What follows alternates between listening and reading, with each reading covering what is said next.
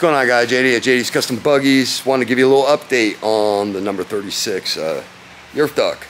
Unfortunately, I've had such a hectic week the last 2 weeks, or I should say hectic couple of weeks, the last 2 weeks.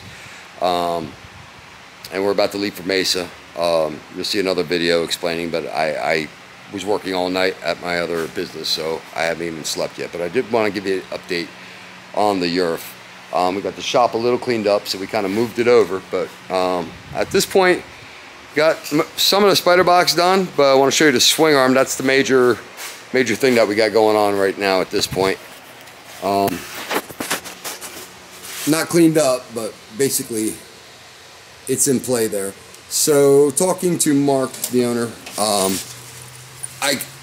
I'm thinking, you know, hindsight's 2020, he kind of goofed. So let's see if I can. I feel like this thing is all kinds of crazy zoomed. Oh, there we go. I am all kind of crazy zoomed. Sorry, there we go. Alright, so Mark and I talked, and we were looking for a good set of shocks. And of course, blasters are really, Yamaha blaster shocks are really good, reliable shocks. Feel good. Where I made the mistake was I forgot I was extending the swing arm.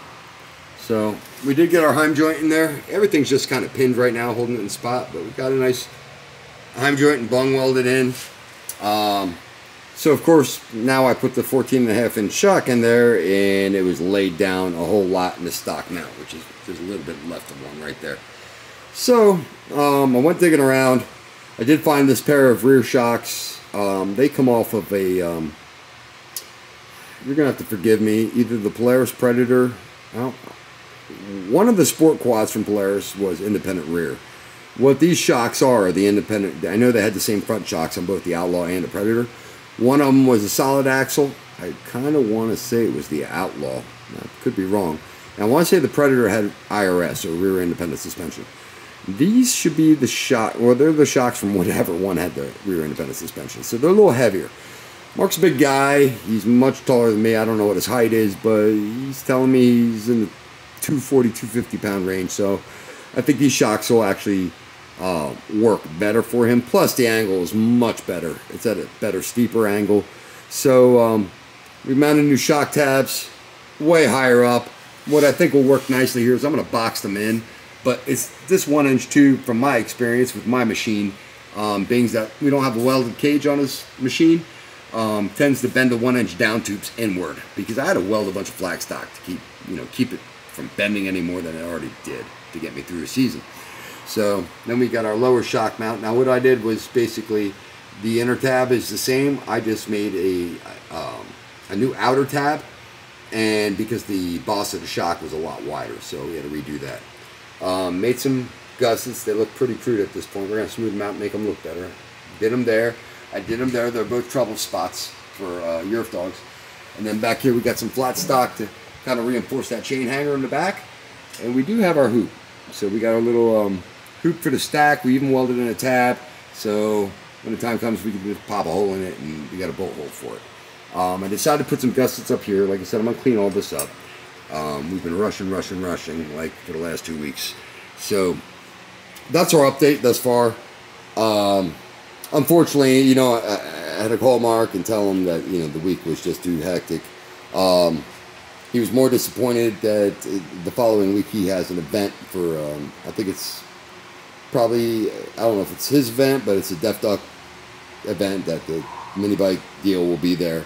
And they have a class where it's kind of like run what you brung, 4 wheels, whatever. And he's looking forward to trying this out there. So I kind of had to break it to him that there just wasn't enough hours in the day to get this done. I felt really bad. But, you know, when stuff goes south, I mean, best thing you can do is just get a hold of the person as soon as you know, and kind of let them know what's going on, keep them in the loop. So definitely going to try and get this done for the next race at Dade. He said if he had enough notice there, because I mean, he's kind of a promoter in his own right with the mini bike stuff. So but one way or the other, whether, you know, I plan on trying to have this not necessarily done for Dade, but before Dade, just because we need to get this out of the shop and get it finished and move on to the next thing. We do have an axle fix. Kind of came across some ideas this weekend. So I'm going to do a little experiment with the axle. We can lose the Yerf axle then, and then we can have a stronger axle on there, which would be much better. So there'll be an update on that once I get that figured out. Once I have something to show you. So at that point, I want to thank all you guys. Sorry for all the mess. I got my welding jacket on there. Got some of the arms done, lower mounts. So that being said, I want to thank you guys for tuning in as always. I'm going to go ahead and load this trailer because we're off to Mesa MX for MBX round 2 for 2022. And hopefully we'll have some good video to share from the event, which should be kind of cool. I'm going to go home and start assembling GoPros now and start charging them. So I want to thank you guys again for tuning in. And if you like what you see, subscribe. If you need parts, go to gotbuggies.com. And if you have questions, feel free to leave them in the comment section or find me on Facebook. It's JD Plakiotis on Facebook, or you can go to JD's Custom Buggies Facebook page and leave a message there. Or between the website and the business Facebook page, I'm sure you can find a phone number. Feel free to call. I want to thank you guys again. Have a good night.